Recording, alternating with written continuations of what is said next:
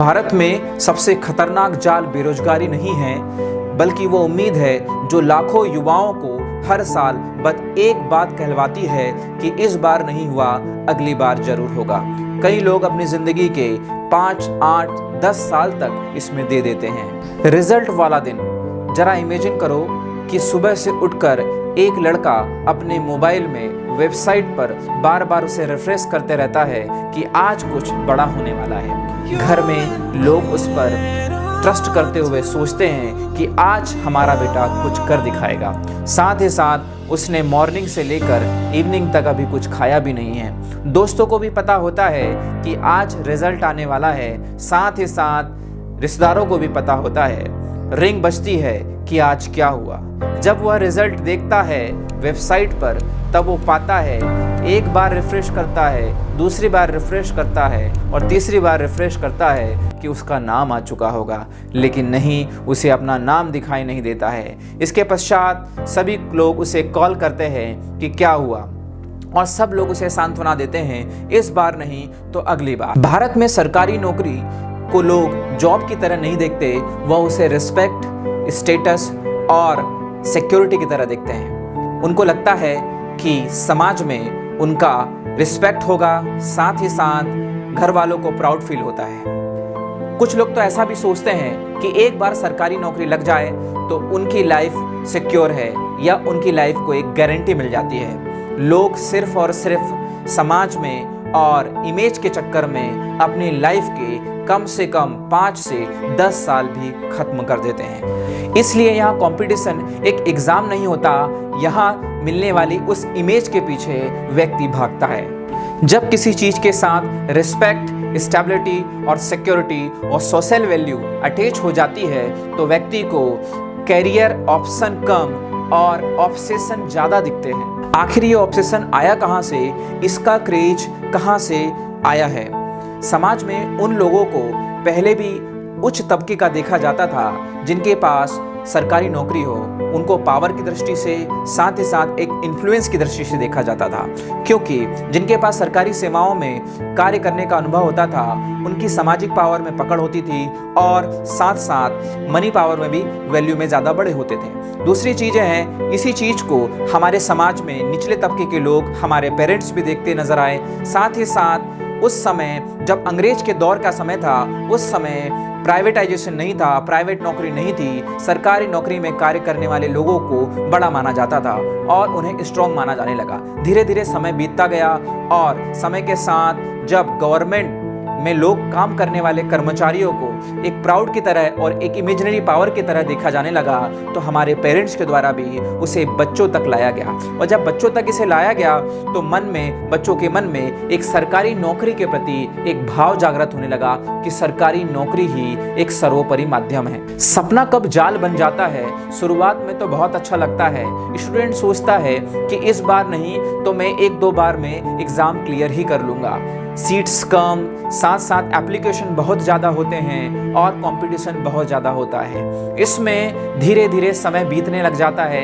एक बार ट्राई करने के बाद, दूसरी बार ट्राई करने के बाद व्यक्ति का 1-2 साल ऐसे ही खराब होने लग जाता है। इसके पश्चात पेपर डिले हो सकते हैं, साथ ही साथ कभी कभी पेपर लीक भी हो जाते हैं और कभी कभी समस्याएं ऐसी होती है कि रिजल्ट डिले हो जाता है। और भी चीज़ें इसमें देखते हैं तो एक सामान्य डायलॉग इसमें सुनाई देता है कि इस बार नहीं तो अगली बार। प्रॉब्लम सुनने में छोटी लगती है दोस्तों, लेकिन प्रॉब्लम यहाँ से नहीं शुरू होती, व्यक्ति की एक नई उम्मीद से शुरू होती है। व्यक्ति सोचता है कि इस बार नहीं हुआ तो अगली बार। जब चौथा अटेम्प्ट आते आते व्यक्ति का सिलेक्शन नहीं हो पाता है तो व्यक्ति सोचता है कि मैं इसके बाद जो है अगला एक और चांस लेता हूँ। व्यक्ति अगर यहाँ से ड्रॉप करता है तो वह अपने आप को हारा हुआ समझने लग जाता है और यहीं से शुरू होता है एक ऐसा ट्रैप जिसमें बेरोजगारी एक साथ जाल की तरह बुनते नजर आती है। कोचिंग और मोटिवेशनल का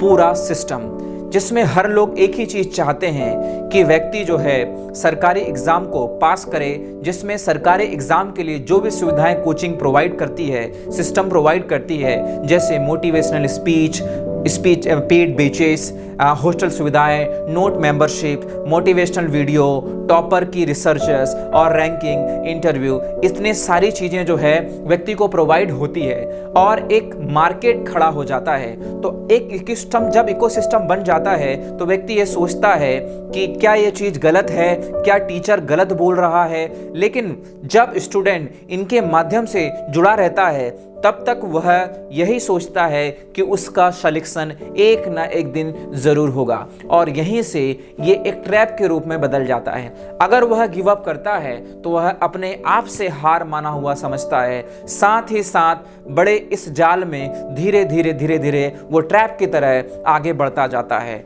और यह एक मार्केट बन चुका होता है। इसी का फायदा बड़ी बड़ी एजुकेशन कंपनी या एजुकेशन कोचिंग संस्थान इसका फायदा उठाते हैं, जिसमें स्टूडेंट जो है एक ट्रैप की तरह फंस जाता है। इसलिए आपको हर तरफ एक ही चीज हर समय सुनने को मिलती है, रुको मत, हार मत मानो और एक दिन तुम्हारा भी आएगा। सबसे महंगा नुकसान समय का होता है दोस्तों, क्योंकि इसमें पैसा तो कमाया जा सकता है लेकिन व्यक्ति के 2 साल, 4 साल, 8 साल वापस नहीं आते।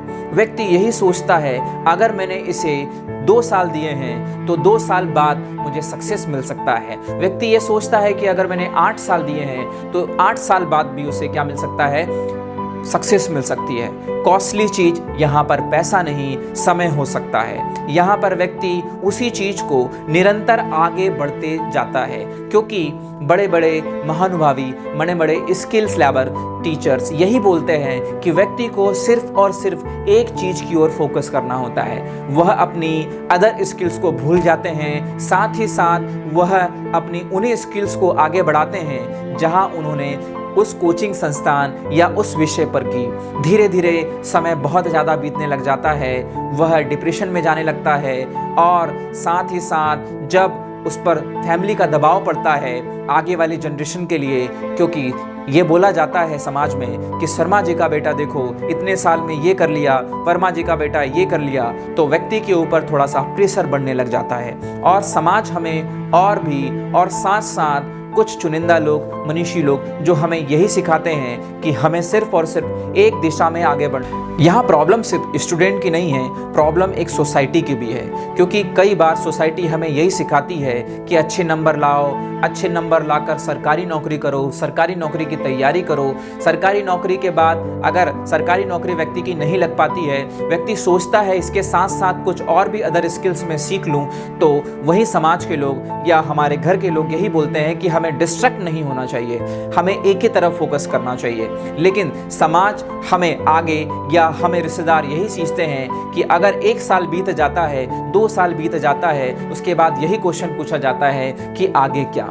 अब कंडीशन ये आ जाती है कि जब व्यक्ति के पास एक्स्ट्रा स्किल अगर वो सीख चुका होता है तो आगे चलकर वही एक्स्ट्रा स्किल्स उसका जीवन बचाने का कार्य करती है, किंतु इसके कारण उसके पास कोई स्किल्स डेवलप नहीं हो पाती और वह एक फिर ट्रैप में ही फंसते जाता है। एग्जाम ना निकले तो यही सबसे बड़ा सवाल है। अगर सरकारी नौकरी नहीं मिली तो लाइफ खत्म नहीं। व्यक्ति यहाँ पर प्रॉब्लम से ज़्यादा अपने ऑप्शन पर ध्यान नहीं देता। अगर व्यक्ति के पास अदर स्किल्स होती है तो वह उसके अलावा और भी कार्य को कर सकता है। व्यक्ति की लाइफ एक एग्ज़ाम और एक एग्ज़ाम के साथ साथ एक रिजल्ट पर टिकी होती है कि इसके बाद नहीं तो अगला ट्रैप। दोस्तों, अगर व्यक्ति के पास और भी स्किल्स होती है, आज के कंडीशंस में, आज के सेक्टर्स में व्यक्ति के साथ एजुकेशन के साथ और भी स्किल्स मायने रखती है, क्योंकि आज डिग्री का बोलबाला नहीं है दोस्तों, आज है समाज में स्किल्स का। स्किल्स कुछ भी हो सकती है, जैसे एक AI टूल्स का इस्तेमाल करके अच्छी चीज़ें बनाना, साथ ही साथ कंप्यूटर की डिग्री, कंप्यूटर के साथ साथ कुछ ऐसी चीज़ें सीखना जिससे कि हमारे स्किल्स डेवलप हो सके, और सेल्स, एडिटिंग और कम्युनिकेशन और भी चीज़ें हैं जो कि आपको मार्केटिंग लेवल तक ले जाती है और आपको पढ़ाई का एक दूसरा माध्यम, जिंदगी का एक दूसरा माध्यम प्रोवाइड करती है। जैसे ही ये चीज़ें आपके साथ होती है तो आप जो है उन ट्रैप्स से हटते नज़र आते हैं और आपकी ज़िंदगी एक एग्ज़ाम के साथ साथ एक रिजल्ट पर नहीं टिकी होती है, आपका जीवन वहीं से दूसरी दिशा में चलना प्रारंभ हो जाता है और आपके कई रास्ते जो बंद नजर आते हैं, इस ट्रैप के बदले अगर आपके पास स्किल है तो आपके लिए नए दरवाजे खुलते नजर आते हैं। एक सही अप्रोच कैसी होनी चाहिए? यदि आप एक स्टूडेंट हैं तो आपको ऑनेस्टली अच्छे से तैयारी करना चाहिए, ऑनेस्टली आपको अच्छे से प्रिपरेशन करना चाहिए, ईमानदारी से आपको स्किल भी साथ साथ बिल्ड करना चाहिए, आपको एग्ज़ाम देते रहना चाहिए, अपनी पढ़ाई को और भी ध्यानपूर्वक करना चाहिए, लेकिन एक ओरिएंटेड स्किल भी आपको अपने पास डेवलप करते रहना चाहिए ताकि जो आने वाले समय में आप एक सेफ अप्रोच की ओर जा सकें। मतलब यह है कि लॉन्ग टर्म सेफ अप्रोच सिर्फ होप और करियर के बड़ौदे आप अपनी ज़िंदगी को खड़ा ना करें, आप अपनी ज़िंदगी को एक कैपेबिलिटी और एक स्ट्रांगनेस के साथ खड़ा करें ताकि समाज में आप उसी ट्रैप में ना फंसते जाएं। आखिरी बात, इस वीडियो का मकसद आपके सपनों को तोड़ना नहीं है दोस्तों, किंतु आप सपने देखो लेकिन खुली आंखों से देखो। ऐसे भी सपने मत देखो कि उसके पीछे आप पागल हो जाओ और अंधाधुंध उसके पीछे चलते नजर आओ। हर चीज का एक समय होता है, हर चीज की एक लिमिट होती है। उस चीज को एक टर्म्स में बांधकर, एक समय में बांधकर चीज़ों में आगे बढ़ो ताकि और स्किल भी डेवलप करो जिससे आपका जो समय है आप उसे अपने करियर में और इंट्रोड्यूस करें और जीवन में अपने लक्ष्य को पाने के लिए और आतुर हो। अगर जॉब ना भी मिले तो आपकी जो स्किल्स डेवलप है उसमें आप वर्क करो।